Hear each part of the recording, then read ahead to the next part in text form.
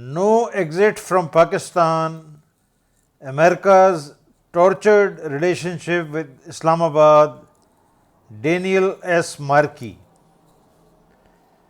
Daniel S. Markey is a senior research professor at Johns Hopkins University's School of Advanced International Studies and the academic director of the SAIS Global Policy Program. From 2007 to 15, he was Senior Fellow for India, Pakistan and South Asia at the Council on Foreign Relations.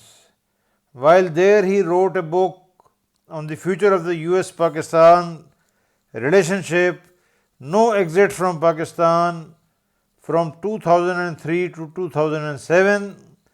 Dr. Markey held the South Asia portfolio on the Secretary's policy planning staff at the US Department of State.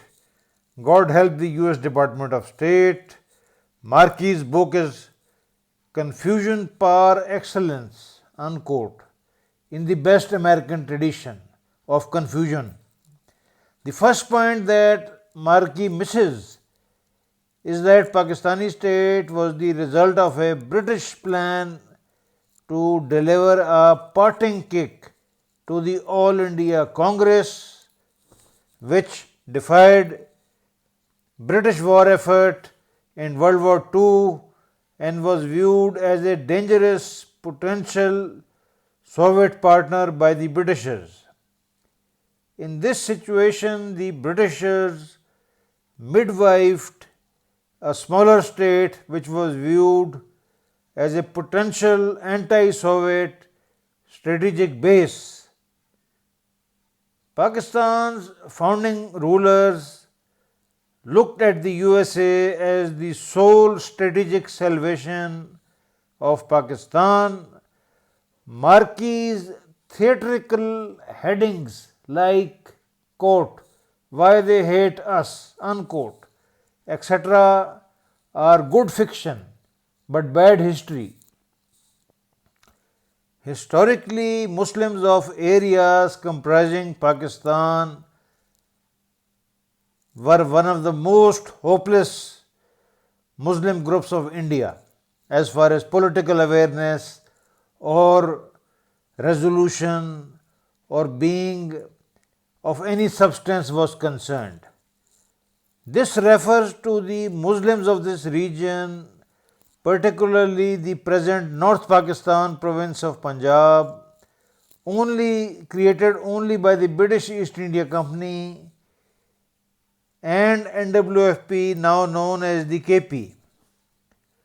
Politically spineless, Muslims of these two hopeless provinces were ruled by an 8% Sikh minority from 1799 to 1849, who used biggest Muslim Badshahi Mosque of Lahore as a horse stable and gunpowder magazine.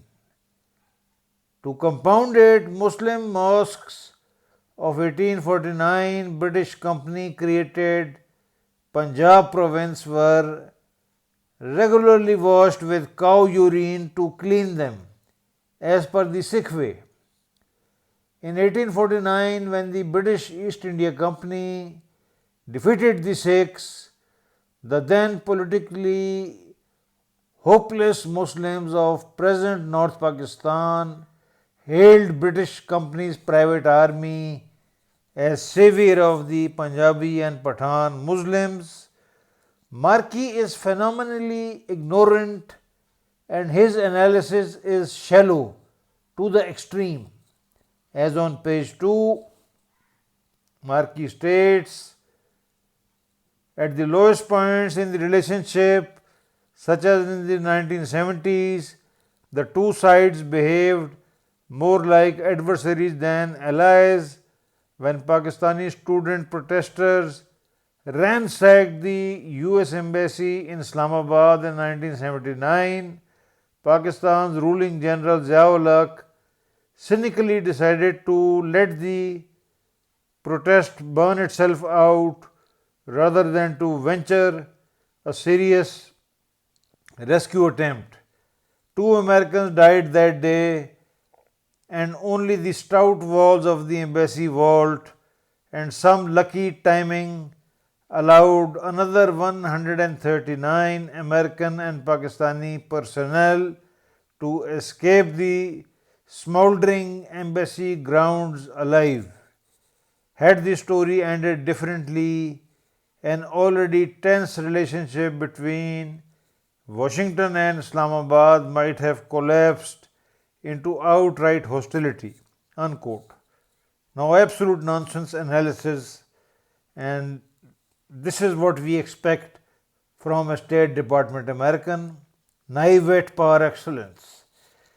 The actual situation was that the Pakistani military usurper was on a cheap publicity bicycle ride to a bazaar in Rawalpindi, probably the Raja Bazaar, with all police and army deployed to safeguard his visit.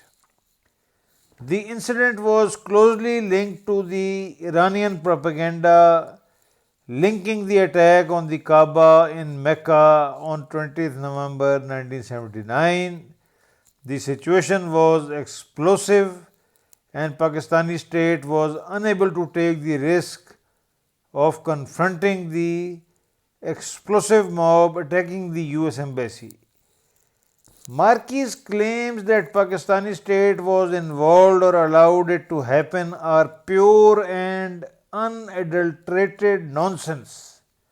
No Pakistani government would have dared to do such a thing.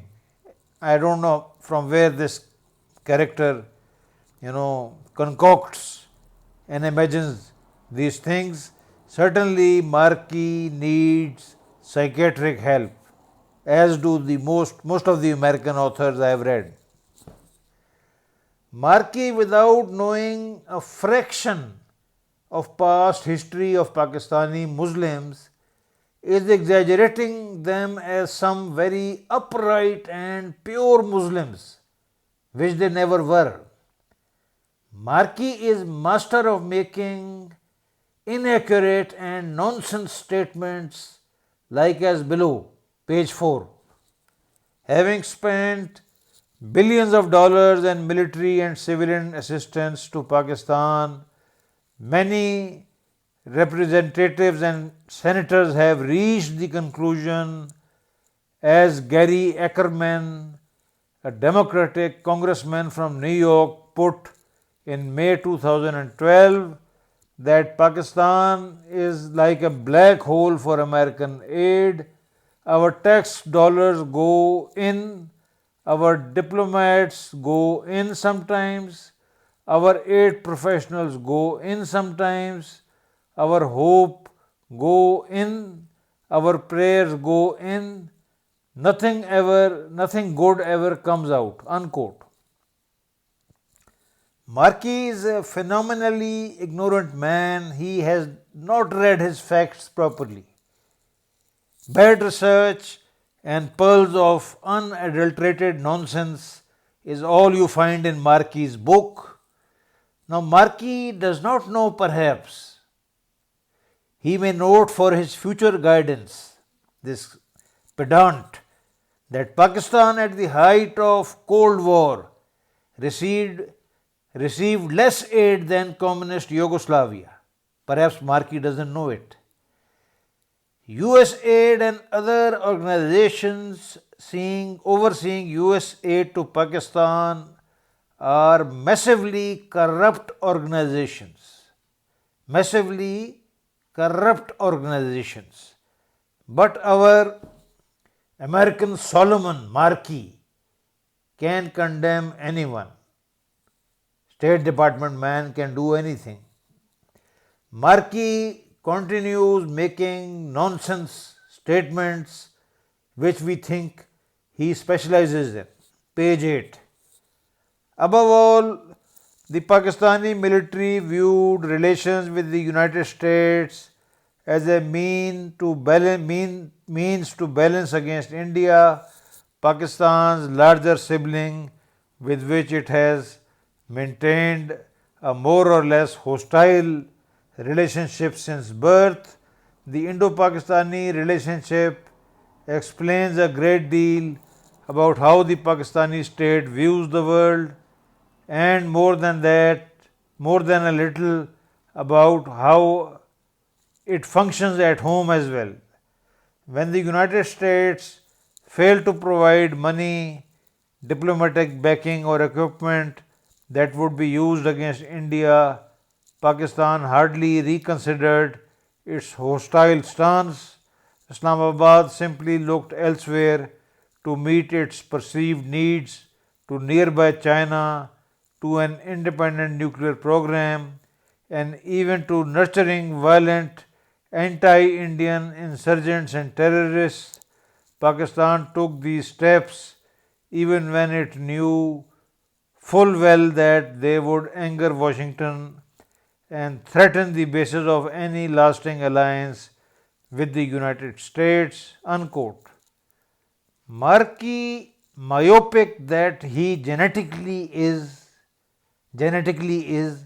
fails to note that after 1965 war, the USA abandoned Pakistan, callously stopping all military aid, while India concluded a massive military aid and assistance agreement with the USSR that finally led in 1971 to Pakistan's breakup.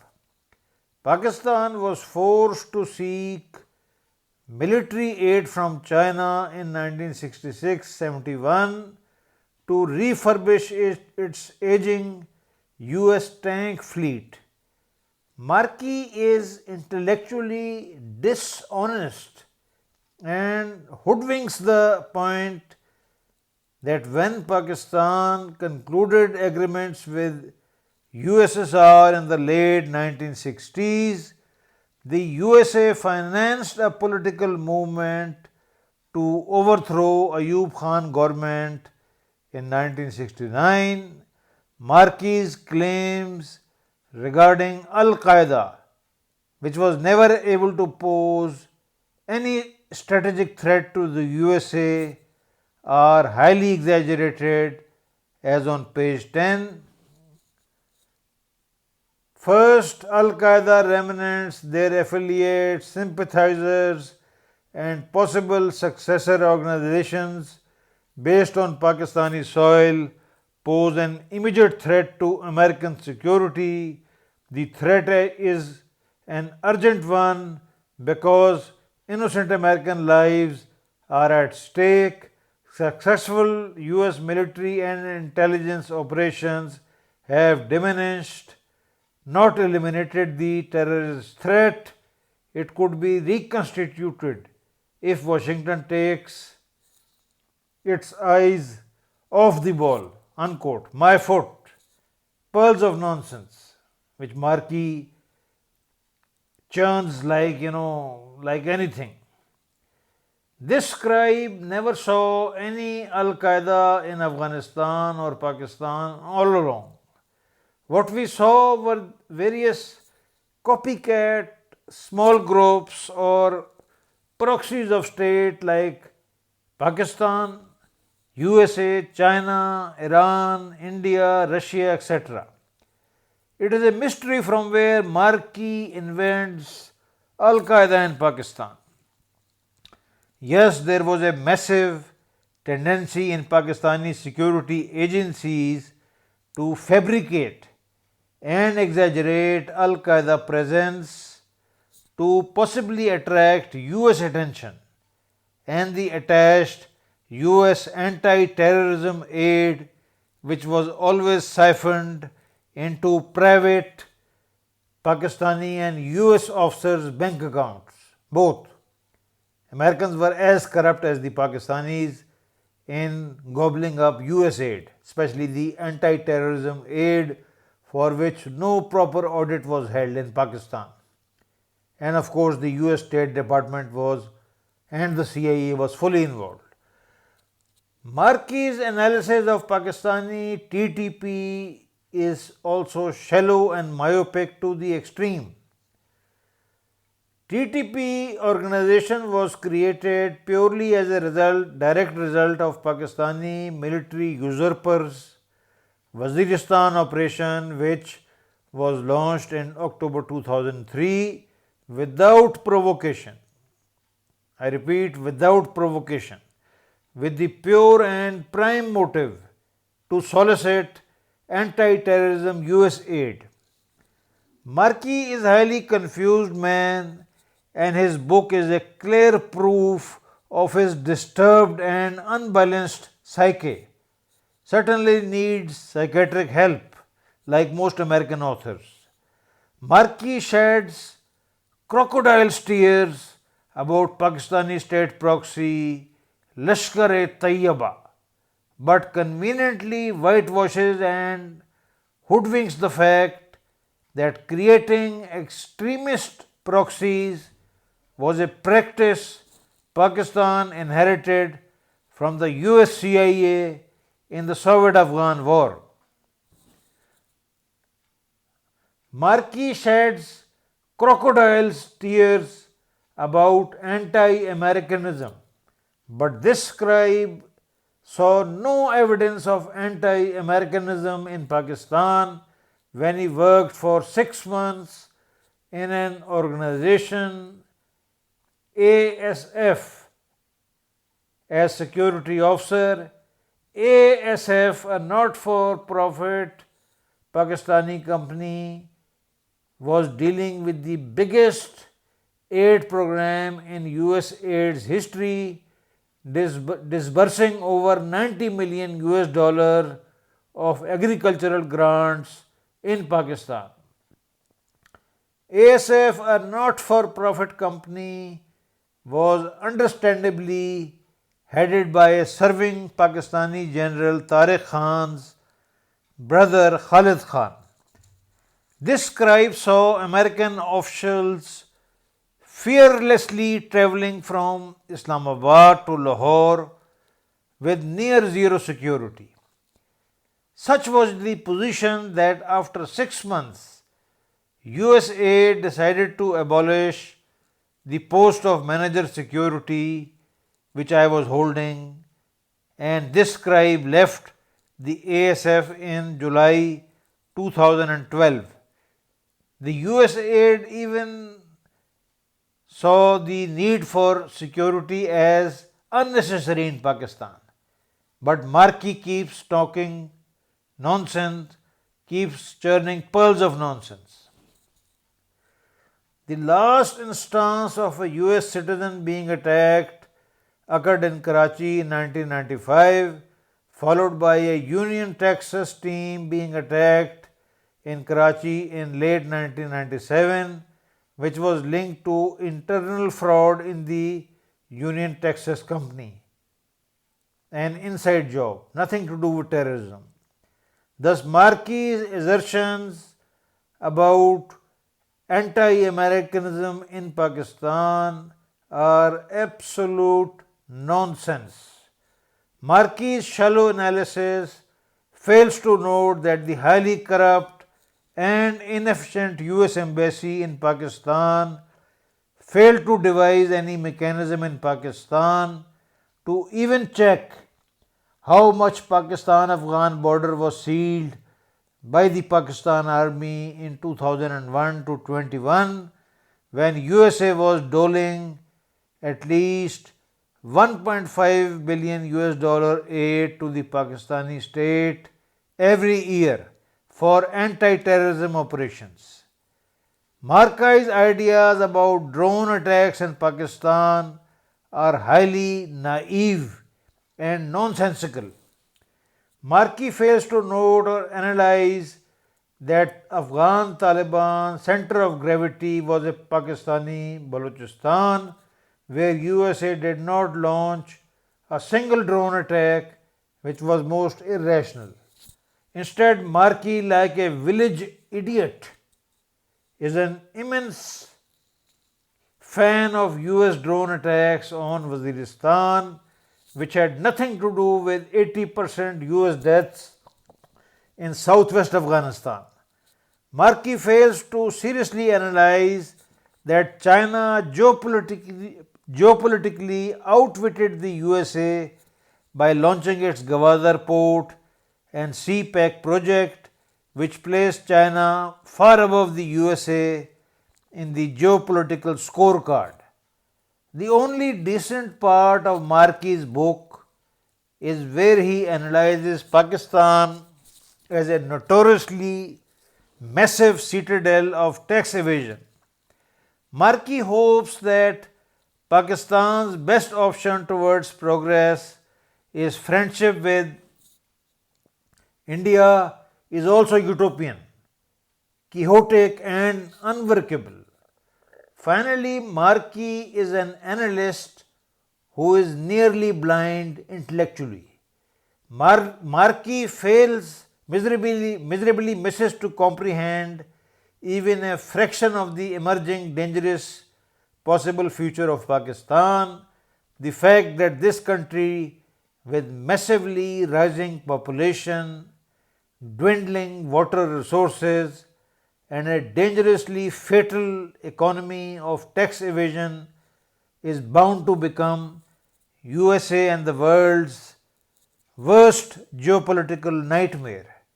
Markey fails to note that the real center of gravity is Pakistan's nuclear deterrent, which effectively guarantees the lopsided state's survival despite massive tax evasion and corruption in all spheres of life.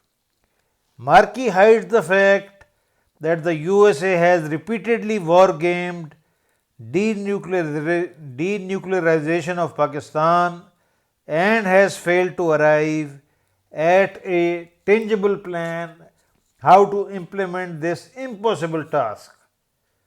Markey rightly interpreted and identified Imran Khan as a serious threat to the USA and the West as early as 2013-14.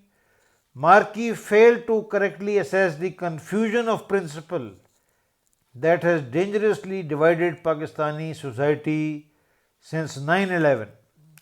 Markey failed to accurately assess that the most dangerous threat to the USA in Pakistan is not anti-Americanism but a civil military divide which can ultimately balkanize and destroy Pakistan.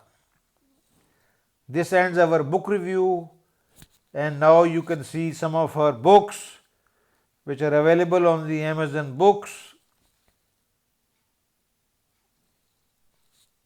Another, master of pearls of nonsense, Steve Cole, master of nonsense about drones. Another character who is regarded as an expert in the USA. Another, churner of pearls of nonsense about the ISI, the Pashtuns.